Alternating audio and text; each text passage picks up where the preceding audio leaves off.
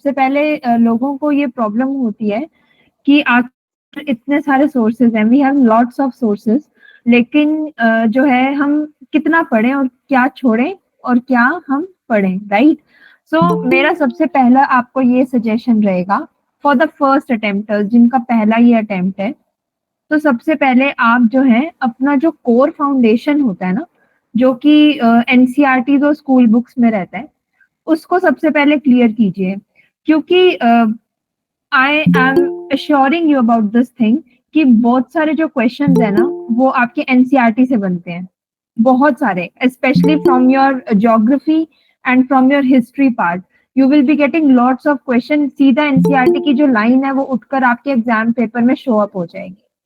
Fine, सो सबसे पहले उसको क्लियर करोगे आप, सीधा जंप मत कर जाना उस स्टैंडर्ड बुक्स पर मत जंप कर जाना कि ठीक है पॉलिटी पढ़ना स्टार्ट किया है तो सीधा पॉलिटी की लक्ष्मीकांत पर चले गए, ठीक है ना? सबसे पहले we will be studying the NCERT, उसके बाद जो है हम फर्दर स्टैंडर्ड बुक्स पर जाएंगे।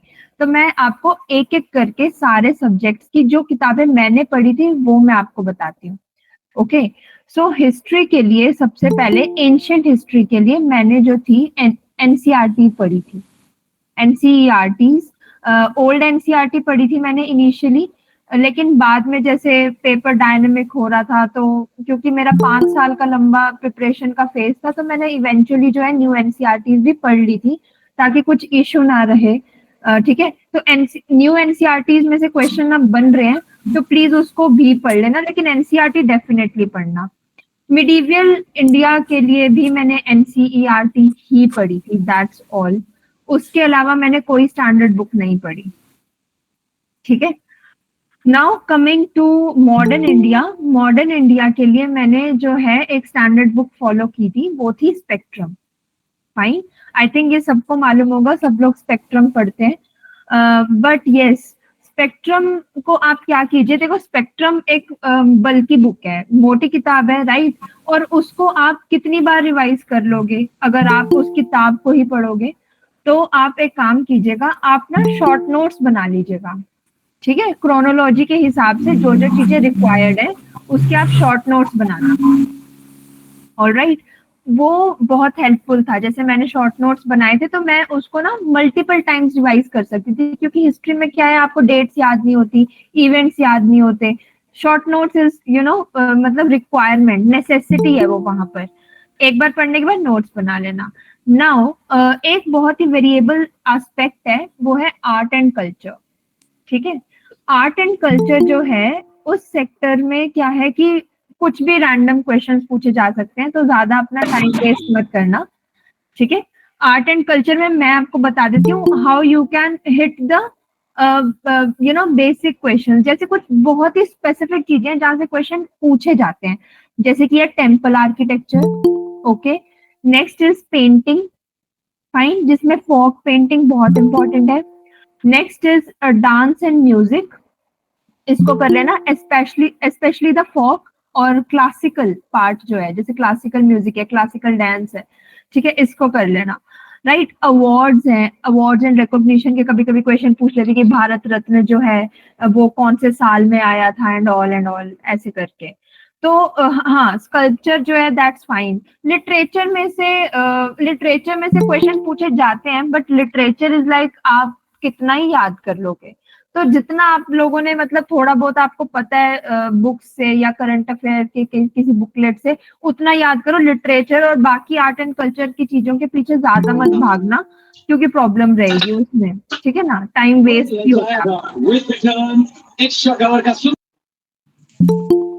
ओके, या ठीक है, आगे बढ़ते हैं। Ma'am, can you please repeat these art क्या? and cultures? Uh, okay, art and culture में मैंने स्पेशली बोला था कि कुछ स्पेसिफिक टॉपिक्स हैं जिसमें से ज्यादा पूछा जाता है, जैसे कि टेम्पल आर्किटेक्चर है, स्कल्पचर है, ओके? हर हर टाइम का अपना स्कल्पचर है, जैसे मिडिवल इंडिया का अपना स्कल्पचर है, एंशिएंट इंडिया के टाइम में अलग था, ठीक है? तो वो उस एरा के हिसाब से जरूर अपना ना एक टाइमलाइन क्रिएट कर लेना। पेंटिंग हो गया, very important. Music and dance हो गया, फोक में ज्यादा इंपॉर्टेंट है, क्लासिकल में इंपॉर्टेंट है, अवार्ड्स हो गए ये इंपॉर्टेंट है, बाकी करंट में अगर कुछ चल रहा है वो इम्पोर्टेंट है आपका। बाकी आर्ट एंड कल्चर की चीजों के पीछे ज्यादा मत भागना। और हाँ, इसका सोर्स है नितिन सिंघानिया, सबने पढ़ी है नितिन सिंघानिया के जो है किताब, उसमें हाँ 11th एंड 12th की एनसीईआरटी भी हेल्पफुल है, बट आई वुड सजेस्ट कि नितिन सिंघानिया पढ़ लेना, क्योंकि उसमें ना एक तरीके से मतलब उन्होंने ना क्या ऑर्गेनाइज्ड वे में दे रखा है, तो आपको ज्यादा चीजों के पीछे ना मतलब अरेंजमेंट नहीं करनी पड़ेगी, ढूंढना नहीं पड़ेगा। ठीक है, एनसीईआरटी में कुछ चीजें कभी कभी मिस भी हो जाती हैं, राइट। तो या आगे बढ़ते हैं। पॉलिटी जो है ना, पॉलिटी जो है वो मैंने, हाँ तमिलनाडु बुक भी अच्छी है, बट क्या एक ही चीज पे रहना प्लीज, ज्यादा सोर्स के पीछे मत भागना। अगर कोई तमिलनाडु की बुक पढ़ रहा है तो तमिलनाडु की बुक पढ़ो, अगर कोई दूसरी एनसीईआरटी पढ़ रहे तो आप उसको पढ़ो, ज्यादा वो मत करो कि ये भी पढ़ लें वो भी पढ़ लें। मैंने भी शुरू में ये गलतियां की हैं, इसीलिए मैं आपको ये बता रही हूँ, क्योंकि एट द एंड आपको रिवाइज नहीं हो पाता है। तो please stick to your specific sources only. जितना पढ़ लोगे ना उतना कट ऑफ को क्लियर करने के लिए बहुत है, इनफ है। 75 ही तो है मार्क्स, राइट, उसके ऊपर लेके जाने हैं हमें, है ना, तो इतना बहुत है आपके लिए। ओके या, तो लेट्स प्रोसीड टू पॉलिटी। हाँ, एक एक करके डील करते हैं सारे सब्जेक्ट्स को। जो पॉलिटी है ना, पॉलिटी में मैंने एक तो एनसीईआरटी पढ़ी थी, और एनसीईआरटी का एक मतलब पहले अगर कंसेप्ट नहीं पता, जैसे आपको ये नहीं पता कि डेमोक्रेसी क्या होती है, इक्वालिटी का कंसेप्ट क्या है, तो पहले अपना बेस बनाओ एनसीईआरटी से। ओके, और फिर उसके बाद जो है अपना लक्ष्मीकांत पर शिफ्ट हो जाओ, फाइन। और लक्ष्मीकांत की जितनी रिवीजन कर सकते हो उतनी रिवीजन करो, that is like highly mandatory, because polity के आपके क्वेश्चन आते ही आते हैं, 15 से 20 क्वेश्चन बनेंगे आपके, और कंसेप्चुअल और बहुत ही आसान क्वेश्चंस बनते हैं, पता है आपको। फंडामेंटल राइट्स में से क्वेश्चन बन रहे हैं, सीधा आर्टिकल पूछ लेते हैं, तो जो क्वेश्चन सबके लिए आसान है वो, उसमें वहां पे आपसे गलती नहीं होनी चाहिए, मतलब जो आसान है उसमें तो गलती नहीं होनी चाहिए, डिफिकल्ट तो फिर सबके लिए डिफिकल्ट है, right. So yes, so Laxmikant के लिए एनसीईआरटी, सॉरी पॉलिटी के लिए Laxmikant and NCERT. Okay, now we have economics. NCERT of which class? NCERT, sorry can you please repeat? जी Shruti, can you please repeat? Somebody was asking question. Which class NCERT we have to read? जी ये depend करता है आपके खुद के aptitude पे। जैसे अगर आपको बिल्कुल ही नहीं पता या आपको बिल्कुल ही बेस का समझना है तो आप 6th से स्टार्ट कर सकते हैं या 7th से स्टार्ट कर सकते हैं। अगर आपको जो है ये अगर लगता है कि ठीक है थोड़ा बहुत मुझे समझ में आ रहा है, तो go further with your 9th की क्लास से पढ़ सकते हो आप, 9th 10th 11th 12th की पढ़ लीजिए, that would be fine. Laxmikant के नोट्स देखिए, मैंने कुछ स्पेसिफिक चीजों के बनाए थे, मैंने सबके नहीं बनाए थे। जैसे मैंने कॉन्स्टिट्यूशनल बॉडीज के बना लिए थे, ठीक है, और जो बाकी जो बॉडीज गिवन थी, और फंडामेंटल राइट्स के बना लिए थे। तो ऐसे हर चैप्टर के नहीं बनाए थे मैंने, जो मेरे को लग रहा था कि बहुत बार पूछा जा रहा है उनके बनाए थे मैंने नोट्स, ठीक है ना। तो ऐसे मतलब बिल्कुल अपने माइंड को एकदम ऐसे ब्लैंक करके जो किसी ने कुछ कह दिया वो ही नहीं करते जाना आपको। यूज योर ब्रेन, वहां पे जो चीज रिक्वायर्ड है उसी के आप नोट्स बनाओ, क्योंकि नोट्स का काम क्या होता है, आप बार बार उसी चीज को याद कर सको, राइट। तो जो चीज पूछी जा रही है उसी को तो याद करोगे ना आप बार बार, ठीक है। तो hit on the specific topics. Okay, now moving towards economics. Yes, bare act करने की आपको जरूरत नहीं है, बेयर एक्ट में से बेयर एक्ट के रट्टे नहीं लगाने हैं, जो चीज पूछी जा रही है हम वही करेंगे। जी, somebody was asking something, so can I proceed further? Economics का आपको पढ़ना है, इसके लिए कोई स्पेसिफिक बुक है? किसके लिए? इकोनॉमिक्स के लिए। हाँ, मैं इकोनॉमिक्स की तरफ ही जा रही हूँ।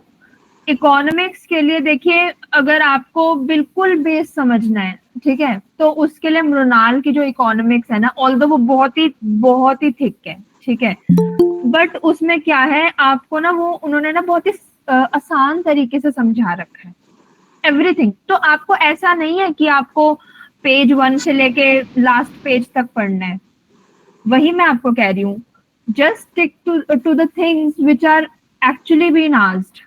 ओके, तो जैसे अगर आपसे इन्फ्लेशन का पूछा, inflation is a very very important topic, तो इन्फ्लेशन का आप सब पढ़ो। तो इन्फ्लेशन उन्होंने बहुत ही अच्छे से बता रखा है, ठीक है। उसमें फिर अलग अलग टाइप के रेट्स होते हैं, रिवर्स रेपो रेट होता है, ठीक है। तो ये सब सारी चीजें क्या है, आपको उन्होंने ना बहुत अच्छे से समझाई है। तो मैंने मृणाल की इकोनॉमिक्स करी थी। Ma'am, can you repeat? notes or Write your classes? name. मैंने नोट्स करे थे, एक्चुअली मैंने नोट्स करे थे, मैंने क्लासेस नहीं करी थी, मैंने नोट्स करे थे।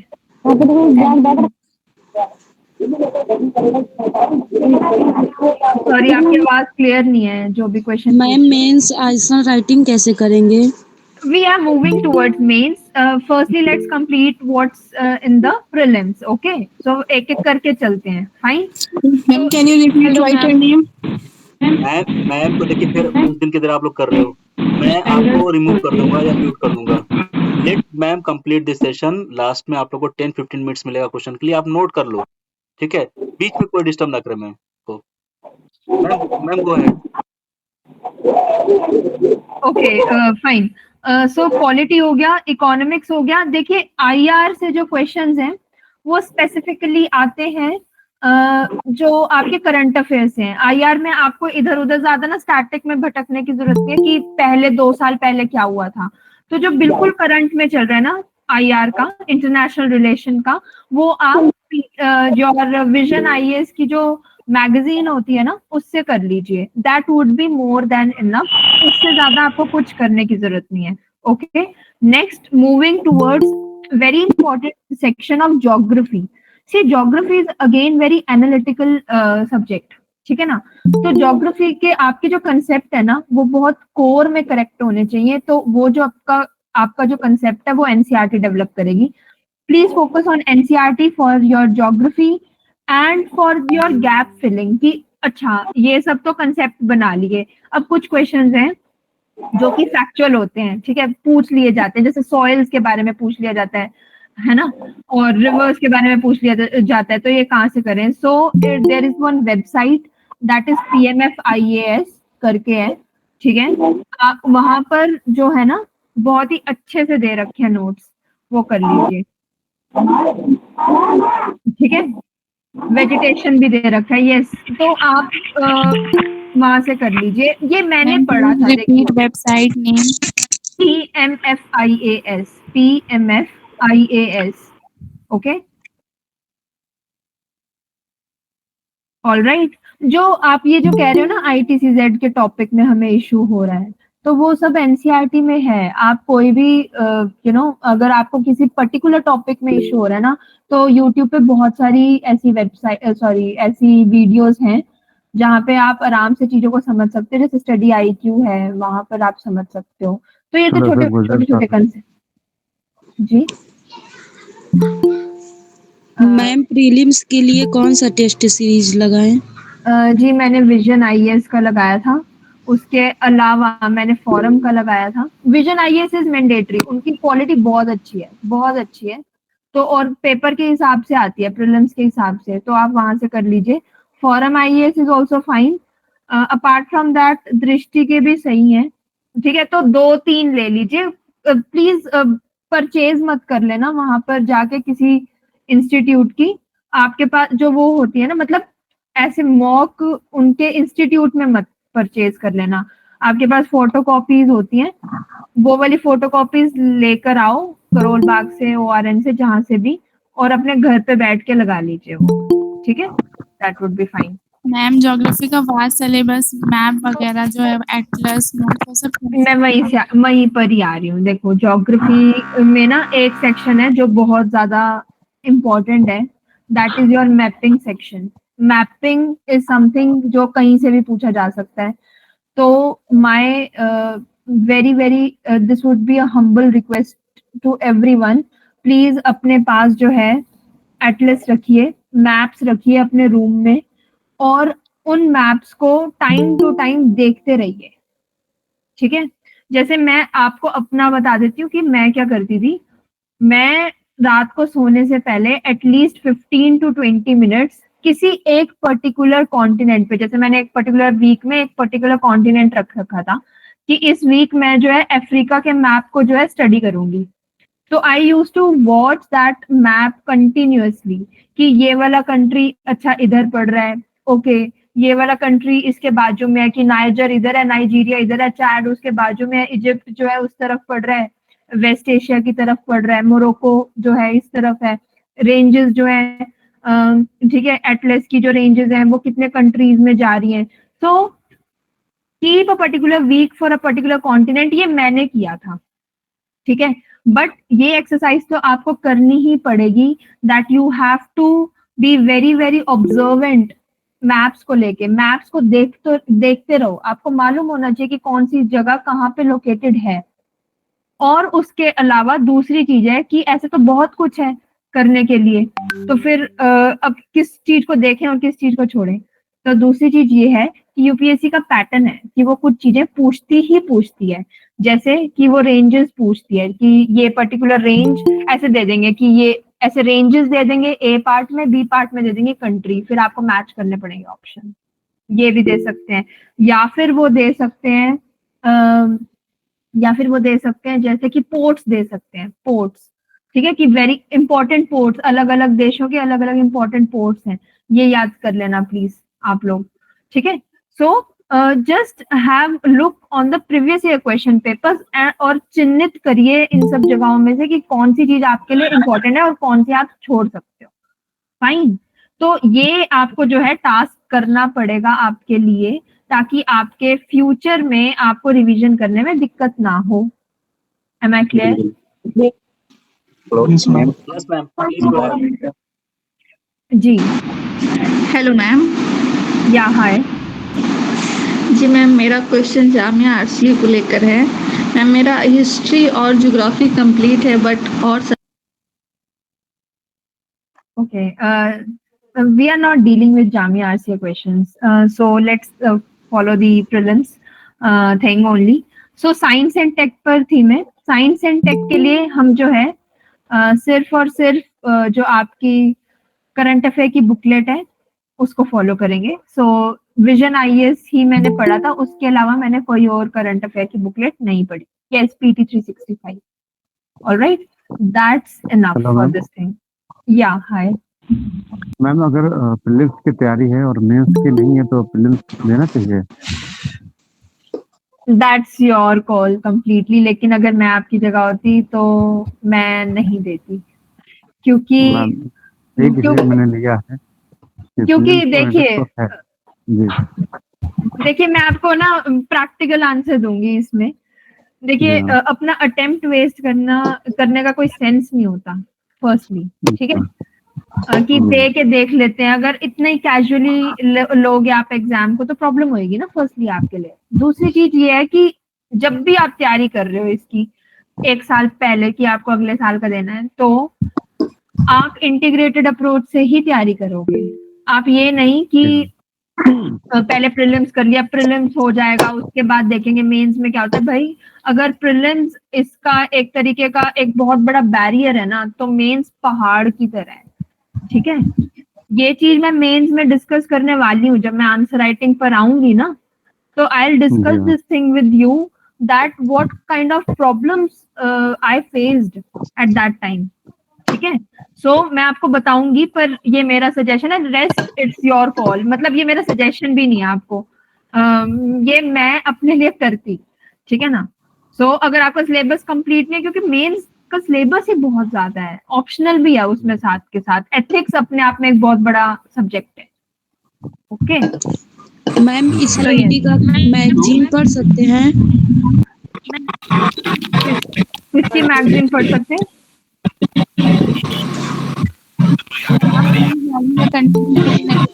बहुत ज्यादा शोर आ रहा है भाई। अपने क्वेश्चन एंड में पूछे ना मैम, अपने ट्रैक से डाइवर्ट हो जाएंगे। प्लीज सभी लोग अपने आप को म्यूट करके रखें, पहले मैम की बात सुने। बुक लिस्ट जब मैम पूरी बता दें उसके बाद में जो भी आप लोगों का क्वेश्चन हो वो पूछें। पहले मैम को सुन लीजिए please, everyone, I request to you. See, ma'am please बोलिए। I have access to mute all of you in one go, but मैं ऐसा नहीं कर रहा हूँ। इसका आप लोग गलत फायदा मत उठाइए। मैम को बोलने दीजिए, लास्ट में 10 मिनट्स आपको मिलेगा Q&A के लिए। मैंने कितनी बार बताया। Ma'am go ahead with your topic में। ओके, राइट जी। So rest is environment. Environment एक बहुत ही ज्यादा डायनेमिक पार्ट है, ठीक है। उसमें से क्वेश्चंस भी बहुत आ रहे हैं एनवायरनमेंट में से। सो ध्यान देना, एनवायरनमेंट पर स्पेशली आपका करंट अफेयर वाली बुकलेट से बिल्कुल कर लेना। करंट ही करना है एनवायरनमेंट में, क्योंकि करंट से ही क्वेश्चन पूछते हैं। और एनवायरनमेंट के क्वेश्चन देखो कैसे पूछते हैं, they are very very clever questions. वो क्वेश्चंस होते हैं इंटीग्रेटेड। कैसे होते हैं कि जैसे वो नेशनल पार्क पूछेंगे आपसे और वो पूछ लेंगे लोकेशन, एक तो ये तरीका होता है। दूसरा तरीका है कि वो नेशनल पार्क या वाइल्ड लाइफ सेंचुरी पूछ लेंगे और उसकी इंपॉर्टेंट स्पीशी पूछ लेंगे, ठीक है। हाँ, कुछ भी नेशनल पार्क, रामसर साइट्स एक तरफ पूछेंगे, दूसरी तरफ वो आपको मैच करने पड़ेंगे, या तो स्टेट के साथ मैच करने पड़ेंगे कि वो कहाँ पे लोकेटेड है, या वो आपसे वेजिटेशन पूछ लेंगे वहां की, या वो आपसे पूछ लेंगे कि वो कौन से जोन में है, कि एल्पाइन जोन में है, ठीक है, कि टेम्परेट में है, कि ट्रॉपिकल में है, या किसी चीज तीनों का ये मिक्स है। तो आपको पता होने चाहिए कि कौन सी चीज कहाँ पर लोकेटेड है। एनवायरनमेंट के सब्जेक्ट में you must be aware about the mapping. मैंने national parks, wild life sanctuary बहुत ज्यादा है, तो नेशनल पार्क्स तो देखो 100 के अराउंड कुछ तो है, 105 समथिंग ऐसे करके हैं। 105 है। हाँ, 105 ऐसे करके हैं। तो आप उनके स्टेट वाइज मैप्स बनाइए। जैसे जम्मू कश्मीर का मैप है, तो जम्मू कश्मीर में जितने भी नेशनल पार्क है ना, तो एक ऐसे पूरे पेज पे जम्मू कश्मीर का मैप बनाइए और वहां पर रेंज बनाइए, क्योंकि जम्मू कश्मीर में हिमालय की रेंजेस हैं, ठीक है। तो वहां कौन सा नेशनल पार्क कहाँ पे लोकेटेड है एज इट इज, कौन सी नदी उसके बाजू में से गुजर रही है, ओके।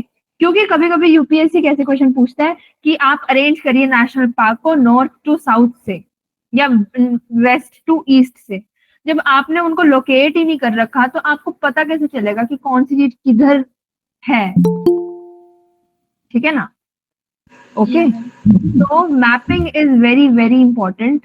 सो यस, एक तो ये, और फिर करंट अफेयर से चीजें कि भाई अभी कौन सी कॉप हुई है, कॉप 26 हुई है, कॉप 27 हुई है, 28 हुई है, 29 हुई है, जहाँ पे जो भी कॉप्स चल रही हैं अलग अलग ऑर्गेनाइजेशंस की, उनके आपको ऑब्जेक्टिव, कोई स्पेशल डिक्लेरेशन है, ठीक है। इंडिया में अगर इंडिया का कोई स्पेसिफिक रोल हो गया है किसी उसमें, ठीक है, तो वो आपको पता होना चाहिए। कोई स्पेशल टर्मिनोलॉजी है, हाँ, PT 365 इज सफिशिएंट उसको, लेकिन आप जो है बहुत बार रिवाइज करोगे, क्योंकि देखो ज्यादा सोर्सेज बढ़ाने का सेंस नहीं है। तो स्टैटिक तो एक तो देखो आपको पता होने चाहिए, इतना स्टैटिक तो पता होने चाहिए ना आपको कि कोई कुछ स्पेशल है। जैसे पेरिस पैक्ट है, तो पेरिस पैक्ट कब हुआ था, लेकिन वो बहुत इंपॉर्टेंट है, बार बार आता है, तो पता होना चाहिए कि पेरिस पैक्ट क्या है। वो करंट अफेयर का पार्ट नहीं है, पर इतना तो एक्सपेक्टेड आपसे, तो वो कोई भी बुक से कर सकते हो आप। लेकिन एनवायरनमेंट के क्वेश्चन ज्यादा करंट की तरफ बेंडेड होते हैं, तो करंट अफेयर वाले पोर्शन से आप कर लीजिए, जो कि विजन आई है। मैम एक क्वेश्चन है मेरा, अगर यूपीएससी के सीसैट में अगर मैथ्स मेरा अगर अच्छा नहीं है तो क्या और चीजों से मेरा कवर हो सकता है? सीसैट पर आते हैं, हम आते हैं एक एक करके, ठीक है। हेलो मैम, तो मैम करंट अफेयर को लेकर मेरा एक क्वेश्चन है जी, पूछिए। सेम गलती आप लोग कर रहे हैं। आपकी आवाज आप लोग म्यूट रखिए। अगर रिक्वेस्टिंग लास्ट में आप सवाल पूछ लीजिएगा। लॉक कर दीजिए। हाँ मैम, लास्ट के 3 मिनट में सर लॉक कर दीजिए प्लीज सर।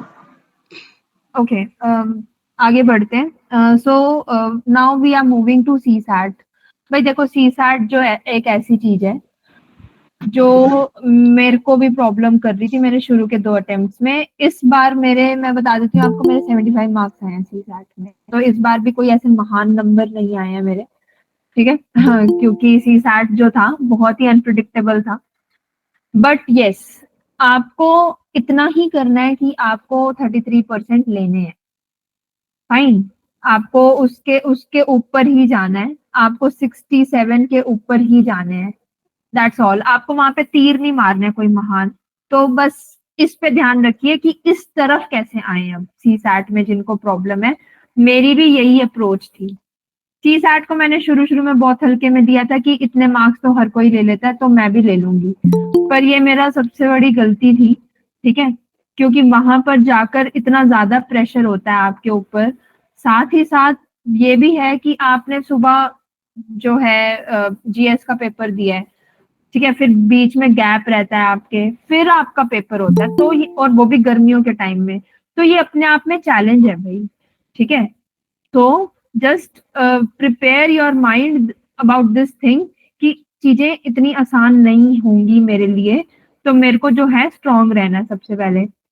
एंजाइटी को दूर रखिए। मेरे पास 2 बार का ट्रॉमा था सी सैट का, तो मैं भी बहुत एंशियस थी कि इस बार भी अगर ऐसे आ गया तो, मतलब अगर बेकार सा सी सैट का पेपर आ गया तो मैं क्या करूंगी, क्योंकि मेरा भी मैथ्स जो है ना इतना स्ट्रांग नहीं रहा है। मेरा बायोलॉजी वाला बैकग्राउंड रहा है, मैथ्स मैंने 10th में छोड़ दी थी, ठीक है। सो जो भी लोग हैं जिनकी मैथ्स नहीं रहा है उनको भी या बाकियों को भी मैं यही बताऊंगी कि मैंने क्या किया था।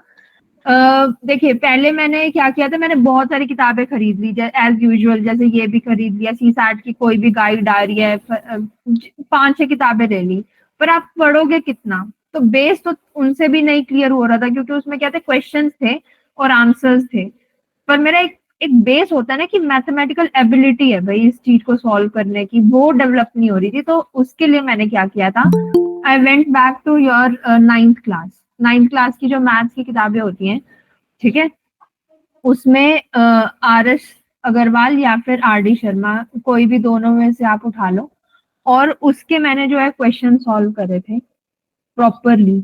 अब होगा इससे ये that you will develop a mathematical ability. ऐसा नहीं है कि वहां से एज इट इज क्वेश्चंस आ जाएंगे। I am repeating this thing again. लोगों को बहुत ज्यादा ये चीज रहती है कि वहां से तो क्वेश्चन ही नहीं आते तो क्यों करना है, ठीक है। सो मैं आपको ये बता देती हूँ कि वहां से क्वेश्चंस नहीं आएंगे, पर आपके अंदर एक मैथ्स की बेसिक इक्वेशन सॉल्व करने की एबिलिटी डेवलप होएगी, ठीक है। सो जैसे अगर सपोज कोई क्वेश्चन है, फाइन, और उसमें आपके पास सॉल्व करने के बाद या इक्वेशन क्रिएट हुई क्वाड्रेटिक इक्वेशन, आपको क्वाड्रेटिक इक्वेशन सॉल्व ही नहीं करनी आती, तो आप फर्दर आंसर कैसे निकालोगे? Okay, so firstly develop that mathematical ability. 9th और 10th की किताबें, ओके,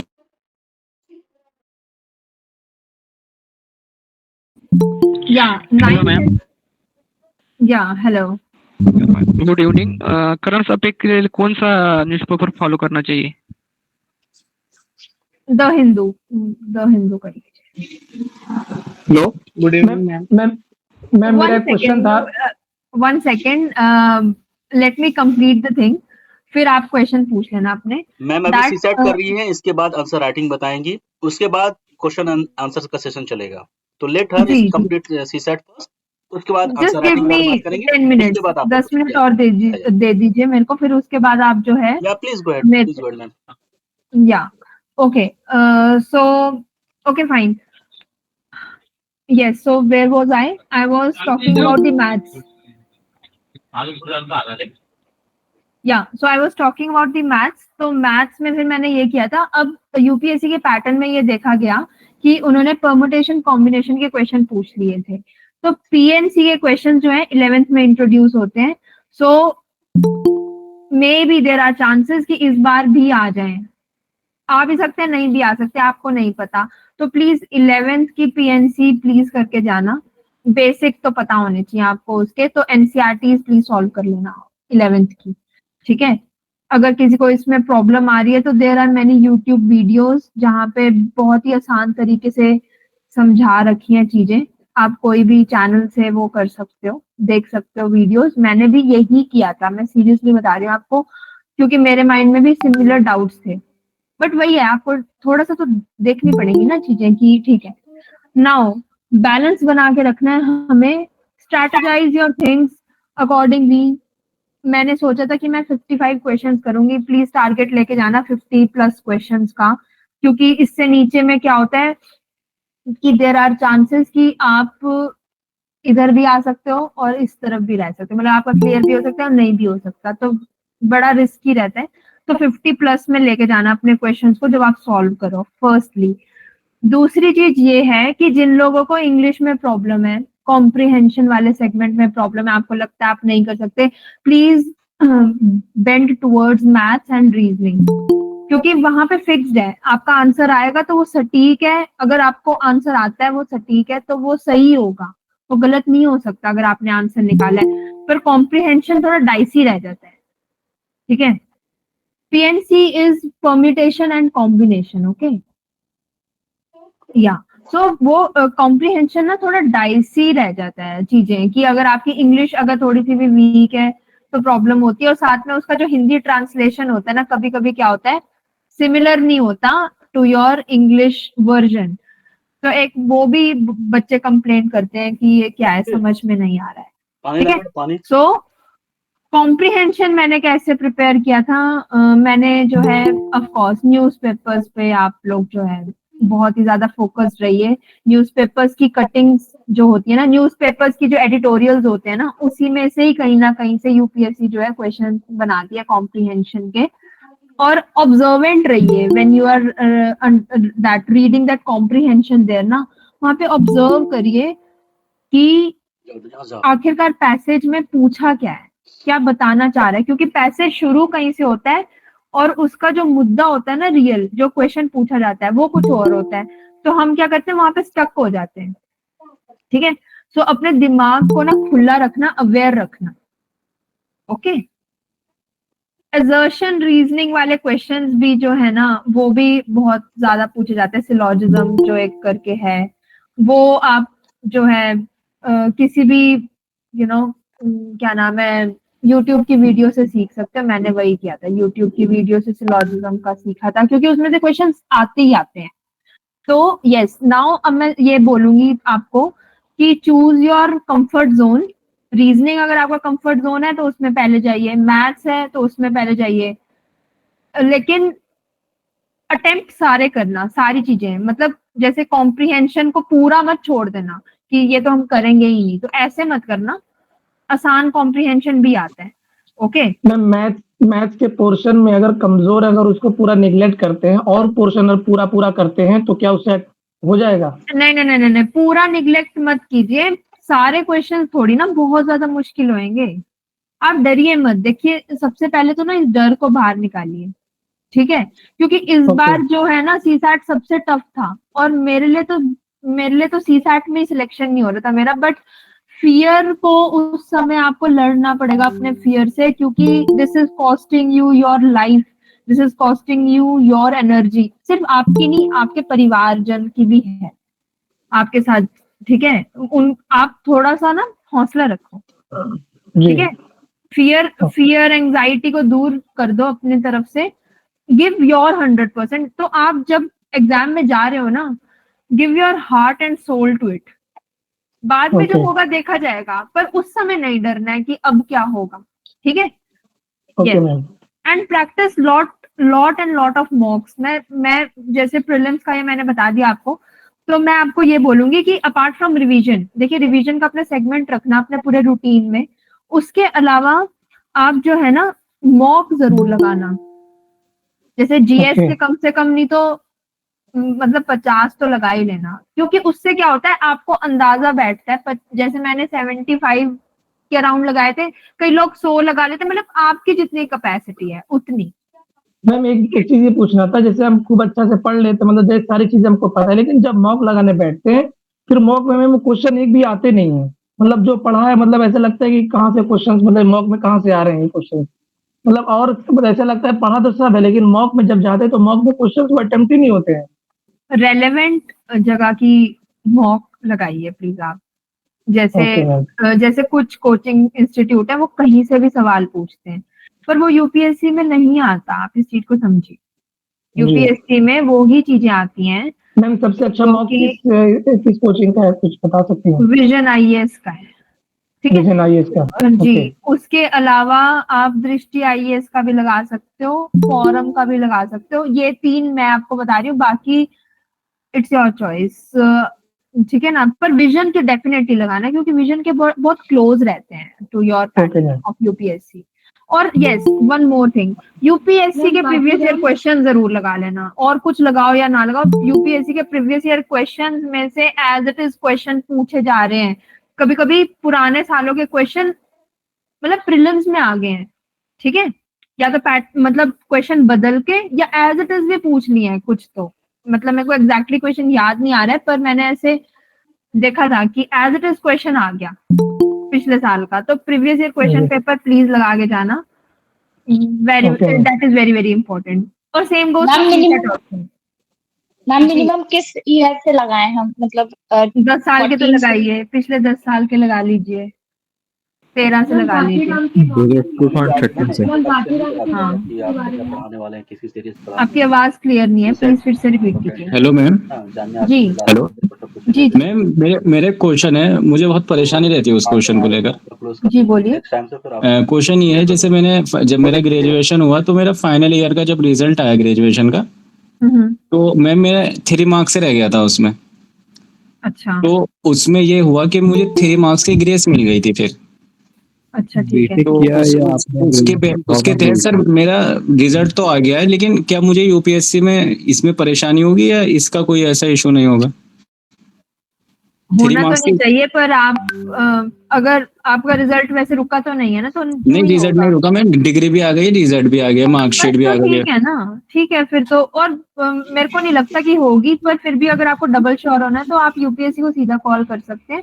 यूपीएससी का जो स्टाफ है बहुत ज्यादा कॉर्डियल है, आपकी बात को समझेगा। आप सीधा कॉल करके पूछ लीजिए। ओके, तो मैम इनका कोई नंबर होता है यूपीएससी को कॉल करने के लिए? हाँ अवेलेबल है ना, गूगल पर बोर्ड है, बोर्ड नंबर आप जाओगे ना, गूगल करोगे उनकी साइट पे यूपीएससी की, तो वहाँ पे नंबर मिल जाएगा। Thank you sir. रिस्पॉन्स देते हैं वो। यस जी। तो मैम थोड़ा आंसर राइटिंग के बारे में मैं वही जा रही थी, आंसर राइटिंग पर ही जा रही थी मैं। तो देखिए देखो, सबसे पहले प्रीलिम्स जो है ना, उसके साथ साथ आप मेंस की तैयारी करेंगे। ये सबसे पहले इम्पोर्टेंट चीज मैं आपको बताना चाहूंगी कि जैसे लोग क्या करते हैं कि प्रीलिम्स का तो करते रहते हैं, फैक्चुअल चीजें पढ़ते रहते हैं, लेकिन जब बात लिखने की आती है तो वहां पे दे आर ब्लैंक, क्योंकि उनके पास एनालिसिस नहीं होता चीजों को करने का। ठीक है, तो सबसे पहले आप क्या करेंगे, एनालिसिस डेवलप करेंगे, एनालिटिकल एबिलिटी डेवलप करेंगे। अब वो कैसे होती है, जैसे आज की न्यूज़पेपर में पहली चीज आई, फर्स्ट वो आ रही है कि ईरान के प्रेसिडेंट की जो है एक्सीडेंट में डेथ हो गई है। ठीक है, तो अब यहाँ से ये सब चीजें नहीं पूछेंगे कि आपसे कि एक्सीडेंट कहाँ पे हुआ, कैसे हुआ, और ये सब वो पूछेंगे। Maybe they can ask you the question on the geopolitics of West Asia, कि कैसे वहां पे चीजें बदल रही हैं। ठीक है, ईरान अभी तक बहुत ही स्ट्रॉन्ग प्लेयर की तरह एक्ट कर रहा है और इजराइल के लिए सीधा चैलेंज है, उसमें इंडिया क्या रोल निभा सकता है, ये एनालिसिस होना चाहिए आपके पास। उस चीज को समझिए, खुद से ये सवाल कीजिए जब भी आप न्यूज़पेपर पढ़ रहे हैं। समझ में आई मेरी बात? क्योंकि ऐसे क्वेश्चंस पूछे जाते हैं in your mains. They will not be asking you direct question, they will be asking you analytical question. Please develop the analytical approach right from the beginning. I'm repeating this thing again because when you will be starting with your answer writing, at that time आपके पास points होने चाहिए वहां पर लिखने के लिए, और अगर आपके पास एनालिसिस नहीं हुआ किसी चीज का तो वहां पे आपके पास पॉइंट्स नहीं होंगे।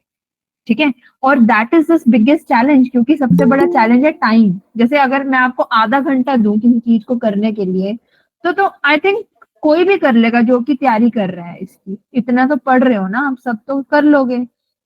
पर चैलेंज तो वही है ना कि आपको क्वेश्चन 7 मिनट में लिखना है। ठीक है, उसी 7 मिनट में आपको क्वेश्चन को समझना है, उसकी डिमांड क्या है, फिर आपको ऑर्गेनाइज करना है उसको, राइट, और फिर उसको आपको प्रॉपर तरीके से कंक्लूड करना है। तो ये जो तैयारी है ना, वो ऑल ऑफ अ सडन नहीं हो जाती है। तो मैं आपको बता रही हूँ, सबसे पहले एनालिटिकल अप्रोच डेवलप कीजिए when you are reading your newspaper firstly. Second thing is make your concept very very clear.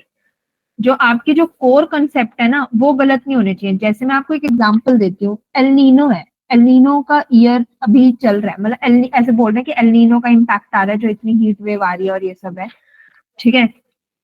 अब आपको अगर एल नीनो नहीं पता, एल नीनो पे क्वेश्चन आ गया, ठीक है, और आपने वहां कंसेप्ट में गलत कर दिया, एल नीनो की जगह आपने ला नीना एक्सप्लेन कर दिया, तो आपके मार्क्स गए, ठीक है, क्योंकि आप कंसेप्ट में ही गलत हो। तो आपके कंसेप्ट बहुत ज्यादा क्लियर होने चाहिए यहाँ पर, वहां पे कुछ गलत नहीं लिखना है हमें, ठीक है। तो सबसे पहले ये होता है लेयरिंग, बिल्कुल बेस फाउंडेशन क्रिएट करना। अब उसके ऊपर होती है बाकी चीजें कि अब आंसर को अच्छा कैसे बनाएं। तो पहला तरीका होता है आंसर को अच्छा बनाने का विद डायग्राम्स। डायग्राम जहां पे भी बन सकते, जैसे एल नीनो का मैंने एग्जांपल दिया, तो एल नीनो का डायग्राम है बहुत ही अच्छा सा कि हवा इस तरफ से ऑस्ट्रेलिया की तरफ जा रही है और ऐसे हो रहा है वैसे हो रहा है, कहाँ पे गर्मी है, कहाँ पे ड्रॉट आ रही है, कहाँ पे अपवेलिंग हो रही है, कहाँ पे डाउन वेलिंग हो रही है, ये सब आप ना डायग्राम में बहुत अच्छे से बता सकते हो। हर चीज के अपने डायग्राम है, जैसे हिस्ट्री में मैप्स बहुत इंपॉर्टेंट हो जाते हैं, ठीक है, ज्योग्राफी में मैपिंग और डायग्राम्स इंपॉर्टेंट हो जाते हैं। पॉलिटी में आपके पास दूसरे टाइप के डायग्राम्स हैं, जैसे कि आपके पास जो है एक ट्रायंगल पिरामिड वाला डायग्राम है, ठीक है, फ्लो चार्ट्स है। GS3 इकोनॉमिक्स में आपके पास ग्राफ है, पाई चार्ट्स हैं। तो ये तो हो गया ये वाला पार्ट कि आपने वहां पे अपने आंसर में कुछ तो अच्छी सी चीज दिखा दी साइड पर। नाउ एक और चीज की लेयरिंग होती है यहाँ पर, वो होता है डेटा, ओके। और डेटा को आपको स्प्रिंकल करना है, जैसे हम नमक छिड़कते हैं ना, जो हमारा खाना होता है नमक ऐसे रेखते हैं, वैसे आपको डेटा डालना है उसमें, भरना नहीं है, क्योंकि वो पॉसिबल भी नहीं है भरना, आपसे याद नहीं होगा। हर चीज का एक छोटा सा डेटा याद कर लीजिए, जैसे अंडर ट्रायल्स हैं, अंडर ट्रायल्स कितने हैं, 69% है जो अंडर ट्रायल हैं, प्रिजन में है अभी भी, ठीक है। तो ये आप याद कर लीजिए कि एनसीआरबी का डेटा है। डेटा जो है आपके अच्छे सोर्सेज से होना चाहिए। अब इकोनॉमिक सर्वे का डेटा आप GS3 में कोट कर सकते हैं, ठीक है। तो आपको आई होप बात समझ में आई होगी। इंट्रोडक्शन आपके छोटे होने चाहिए, ये गलती मैंने करी थी, तो मैं आपको बता देती हूँ कि जब मैंने अपनी मॉक की टेस्ट सीरीज लगाई थी विजन में मेंस के लिए, तब मैं इंट्रो ना बहुत बड़े बड़े लिख रही थी, ठीक है, उससे मेरा टाइम वेस्ट हो जाता था, ठीक है। सो मैं क्या करती थी कि फिर उन्होंने मेरे को सजेशन दिया था, मैं आपको वो बता दे रही हूँ कि आप छोटा इंट्रोडक्शन लिखिए, क्रिस्प इंट्रोडक्शन, 25 वर्ड्स का इंट्रोडक्शन होना चाहिए आपका, अच्छा सा प्यारा सा इंट्रोडक्शन दीजिए। डेफिनेशन से दे सकते हैं, कोचिंग जो कोचिंग नहीं कोटेशन से दे सकते हैं, ठीक है, और डेटा से दे सकते हैं, दैट डिपेंड्स ऑन यू। जब आप प्रैक्टिस करेंगे तो आपको वो अंदाजा आ जाएगा कि कैसे क्या करना है। Yes, now ma'am how much words? Introduction 25 word, इससे ज्यादा नहीं, 25 से 30 मैक्स, इससे ज्यादा बिल्कुल भी नहीं, क्योंकि आप का फिर बॉडी वाला पार्ट और कंक्लूजन वाला पार्ट खत्म नहीं हो पाएगा टाइम से, ठीक है।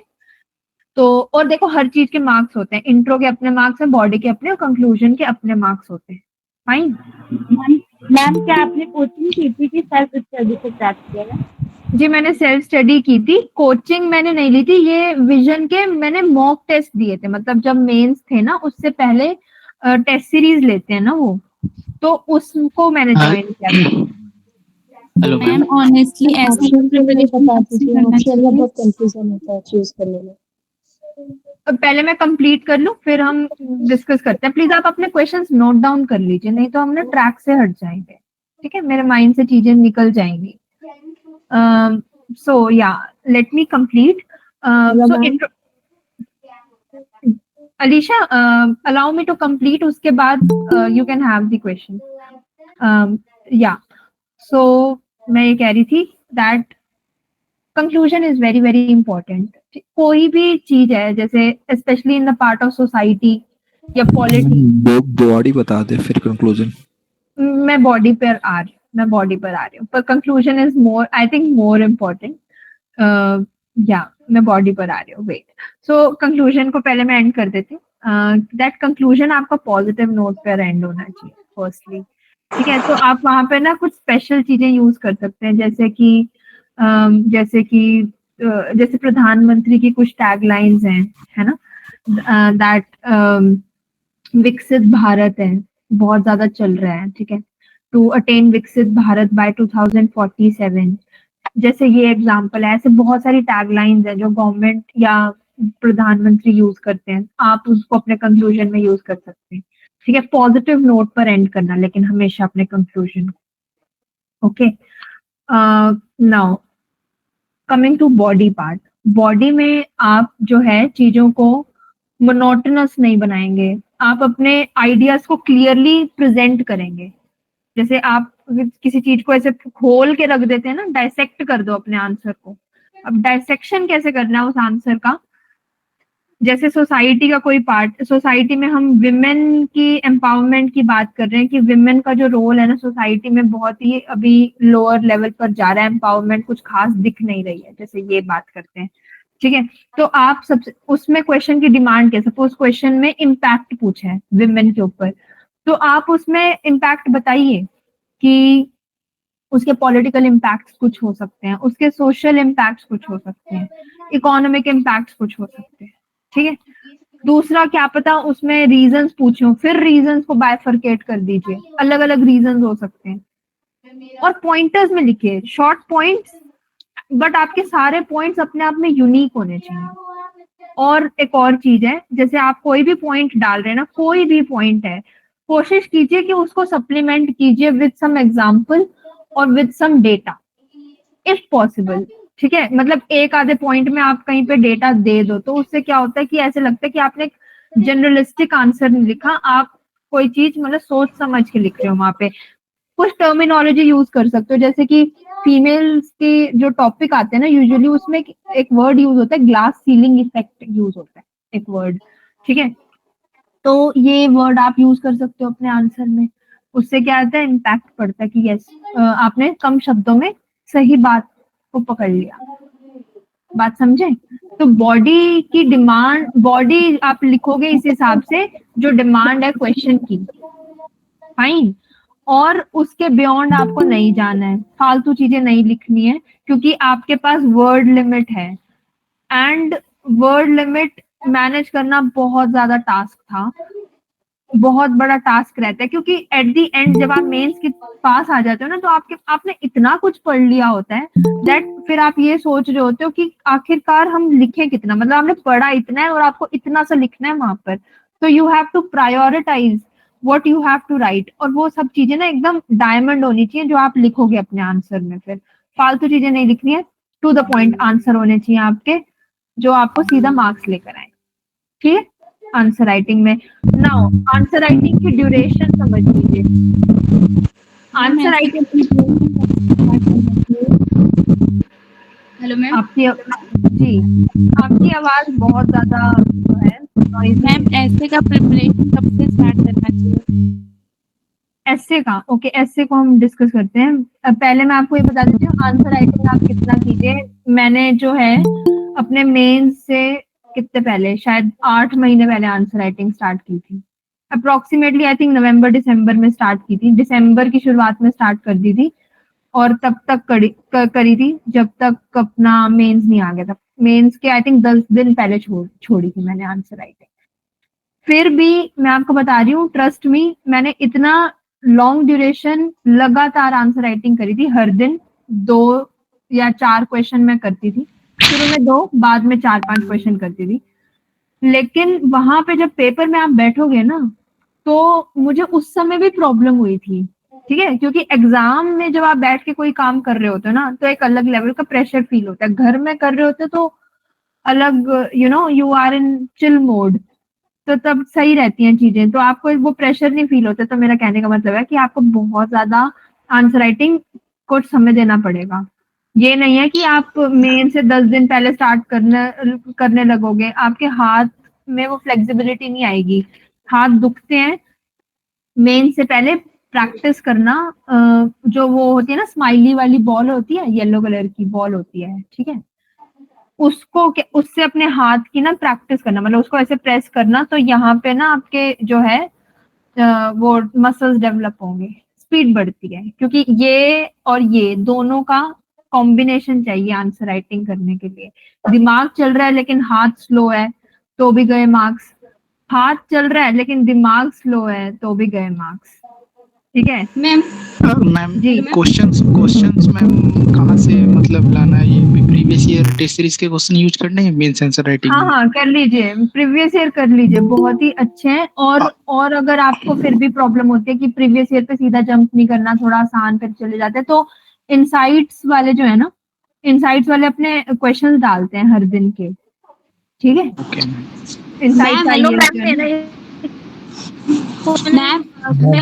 साइट आई टेलीग्राम चैनल या वेबसाइट पे?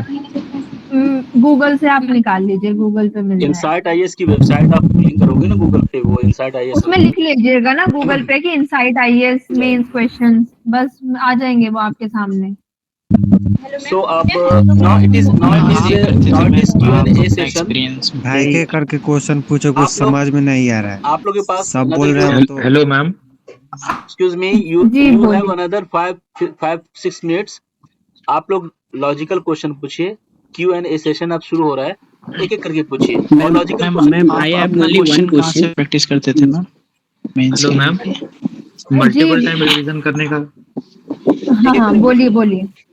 मल्टीपल टाइम रिवीजन करने का मैडम, हम पॉलिटी मतलब सीरियल वाइज गए के बाद, उसके बाद अगर 1-2 मंथ हुए के बाद अगर नेक्स्ट टाइम रिवीजन कर रहे हो तो मैडम और बहुत प्रॉब्लम हो रहा है मैडम। मल्टीपल टाइम रिवीजन कैसे करना मैम? भूल जा रहे हो। हाँ, तो मैं आपको ये बता रही हूँ कि ये सबको प्रॉब्लम हो रही है, लेकिन अब देखो इसके लिए आपको क्या करना पड़ेगा। फिर से बोल रही हूँ आपको, नोट्स बना लो। शॉर्ट नोट्स बनाओगे, वो शॉर्ट नोट्स जो है आपके जल्दी खत्म होते हैं। ठीक है, और एक सेकंड मेरे को प्लीज कंप्लीट करने दीजिए।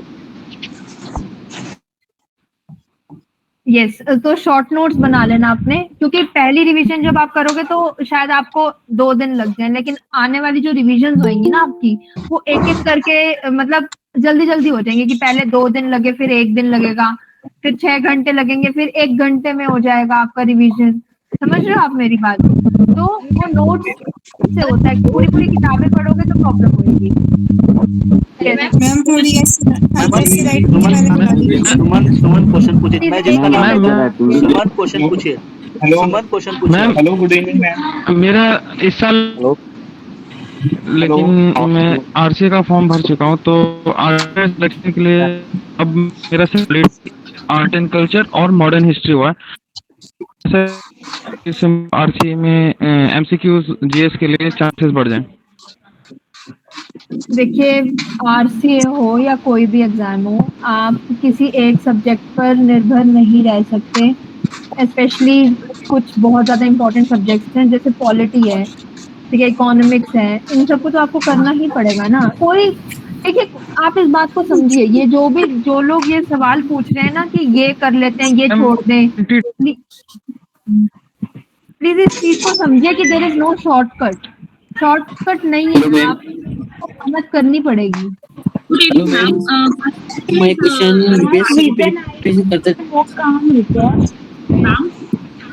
जी आई थिंक एक करके क्वेश्चन ज्यादा इजी है, तो एक करके पूछे, नहीं तो इस तरह ना कंफ्यूजन क्रिएट हो जा रहा है कि किसी को कुछ समझ में नहीं आ पाया। हम सिर्फ आज 3 क्वेश्चन और लेंगे। हेलो मैम, कहाँ से यूज किया था मैम मेरे लिए? Sir my question please. Help me and hello, बाकी सबको म्यूट कर दीजिए। ऑप्शनल के बारे में बताएं आप एक जगह regarding essay writing, I have realized that before writing any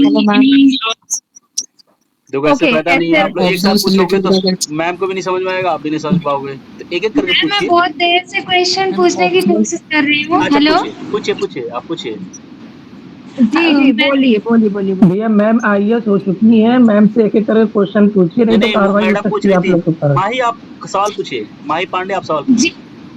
ji ma'am, आपने जैसे मेंस के लिए बताया कि करंट अफेयर, ज़्यादातर जो सब्जेक्ट है वो हमारे करंट अफेयर से ही रेडी होंगे, तो हम उसके नोट्स कैसे बनाएं? क्योंकि करंट अफेयर मंथली वाइज आता है, तो हम मंथली हर सब्जेक्ट का ऐसे नोट्स तैयार कर सकते हैं? देखिए, मैं मंथली के करंट अफेयर्स के नोट्स बनाने की आपको बिल्कुल भी जरूरत नहीं है। मैं आपको कह रही हूँ ना, जो विजन के मैगजीन आती है ना मंथली, आप उसको पढ़ लीजिए, that is more than enough. वो अपने आप में नोट्स ही हैं, तो मैम जैसे आंसर राइटिंग जब हम करते हैं मेंस के लिए तो स्टैटिक पोर्शन जो है वो तो हमें बुक्स में है या फिर हमने उसके नोट्स बनाए ऑलरेडी, लेकिन वो करंट में न्यूज़ रहती है तो ऐसा होता है कि हमें याद नहीं होता उस वक्त जब हम लिखने बैठते हैं, तो उसके लिए क्या कर सकते हैं? देखिए, याद नहीं होने का सिर्फ एक ही कारण है कि आपने उसको बस एक बार पढ़ा और छोड़ दिया। जैसे आपने ना जुलाई की मैगजीन पढ़ी होगी, फिर आप उसको फिर देखोगे दिसंबर में जाके, तो ऑफकोर्स वो चीज छूट ही जाएगी ना। वो तो एक चीज को आप समझिए, आप लोगों ने ये बात समझी होगी, एक कंसेप्ट होता है कि जैसे आपने आपको ना 2-3 बार रिवाइज करना होगा एक मेमोरी डेवलप करने के लिए। जी मैम। शुरू में तो थोड़ा टाइम रिवाइज करिए, एक बार करके फिर छोड़ दोगे आप, तो ऐसा हेलो मैम, मेरा एक क्वेश्चन है। सुमन और साबिर का आप लोग कुछ पूछिए। I have realized that any essay I go through the topics hobby, and lately I have realized that most of the time मेरे ऐसे बहुत ज़्यादा influence हो जाते हैं टॉपर्स कॉपी से। जैसे if I am writing on any specific topic, तो बिफोर राइटिंग दैट बहुत लोगों ने मुझे ये रिकमेंड करा कि you should go through the toppers copy. तो मैं जैसे ऐसे लिखती हूँ उसमें मेरा इन्वॉल्व, मतलब मेरा जो होता है ना, जो मेजर ऐसा लगता है कि ये बहुत ज्यादा इन्फ्लुएंस हो गया है उसमें, कहीं ना कहीं मैं अपना एसेंस जो है देना रह जाता है मेरा। तो व्हाट शुड आई डू? हर बार ऐसे लिखने, जब आप ऐसे लिखने बैठ रही हो, ठीक है, सबसे पहले आप हर बार टॉपर्स की कॉपी नहीं पढ़ोगे। आपने एक बार पढ़ लिया, आपने देख लिया कि किसका क्या पैटर्न है, किसी एक टॉपर को फॉलो करो, ठीक है। फर्स्टली मल्टीपल को फॉलो करोगे तो कभी किसी का पैटर्न उठा लोगे, कभी किसी का पैटर्न उठा लोगे। I will suggest you one name. Approach बताइए ऐसे पे। हाँ, मैं बता रही हूँ आपको। देयर इज Shruti Mishra ma'am. 1 second, Aasiya Khan, please allow me to complete. तो श्रुति मिश्रा मैम, उनकी ऑल इंडिया रैंक 4 थी, ठीक है, लास्ट ईयर, एंड वो एस्से में शी वाज टॉपर। ओके, आप उनकी कॉपी देखना है एक बार एस्से राइटिंग की। उन्होंने बहुत ही ना सही तरीके से जो एस्से राइटिंग कर रखी है। ओके, श्रुति मिश्रा और Shruti Sharma, because Smriti Mishra all India rank 4, उनकी प्लीज आप कॉपी देखना। And she was really good. उनकी अप्रोच मुझे इस वजह से अच्छी लगी क्योंकि उन्होंने ना जो है ये जो सो कॉल्ड अप्रोच है ना, जो सब लोग लेके चलते हैं कि पहले हिस्ट्री बता देंगे, फिर पॉलिटी बता देंगे, फिर सोसाइटी बता देंगे, ये तो हर कोई कर रहा है, ठीक है, लेकिन उन्होंने बहुत ही अच्छे तरीके से करा है। डील, आप उनकी कॉपी प्लीज देख लेना। एक तो ये वाली चीज है। दूसरी चीज 1 second, दूसरी चीज ये है जिसका भी एस्से का क्वेश्चन था, मैं उनको ये बता रही हूँ दैट जब आप लिखो ना तो फर्स्टली एक ऑर्गेनाइज्ड स्ट्रक्चर बना लीजिए। जैसे एस्से का कोई टॉपिक है ना, तो खुद से सवाल पूछिए कि ये क्या कहना चाह रहा है। अपने दिमाग की खिड़कियां खोलिए, क्योंकि जो एस्से राइटिंग है ना उसकी कोई लिमिट नहीं है। आप मतलब कितनी दूर तक उस रेंज को लेके जा सकते हो, इट्स अप टू यू, ठीक है। सो और आपका ही काम है वो, क्योंकि आपकी पर्सनालिटी झलकनी चाहिए। एस्से का यही तो काम है।